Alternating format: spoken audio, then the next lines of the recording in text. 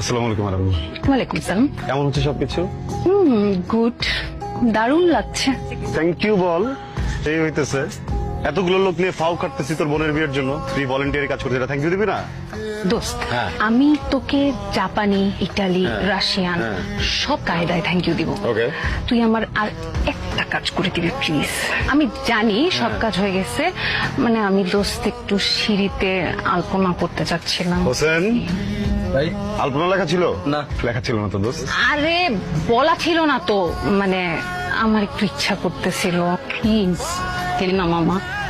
Hand লাগবে? আরে মামা, তুই এগুলো কোনো চিন্তাই করিস না। মানে আমার যতগুলা কাজিন আসছে বিয়ে খাইতে, সবগুলাকে তোর পিছনে লাগাই দেব। তোর কাজিন দিয়ে আমি কি করবো? আমার পিছনে লাগতে হবে না তো? বলি যে কাজটা ঠিকঠাক মতো যেন করে। ওই তো মানে কাজের পিছনেই লাগাই দিব। ঠিক আছে, রাত 12টার আগে চেহারা রাখিস না তো। এই যে তোর হেল্পিং হ্যান্ড দিয়ে গেলাম, পারে? তুই দেখে নে, তোর জন্যই নিয়ে আসছি। আমি একটু নিচ থেকে কাজ সেরে আসছি। ঠিক আছে যা। এভাবে কি দেখছেন? না আমি কাজ কাজ করছিলাম। ভাবছেন পিছনে না তাকে কিভাবে বুঝলাম?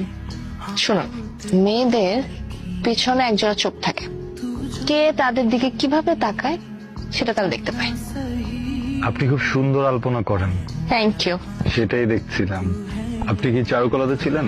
জি না, আর্টের সাথে আমার দূর দূর পর্যন্ত কোনো সম্পর্ক নেই। আমি ডাব্লিউবিতে আছি। গুড। আপনি সুমির ফ্রেন্ড তাই না? জি, ভালো ফ্রেন্ড। আপনিও ভালো আলপনা করেন। আচ্ছা, সবাই তো ঘুমিয়ে গেছে, একা এত আলপনা কিভাবে করবেন? করতে তো হবেই। কিন্তু সেটা কিভাবে? 5 তলা সিঁড়ি একা একা কি পসিবল? তাও কেউ যদি হেল্প করে তাহলে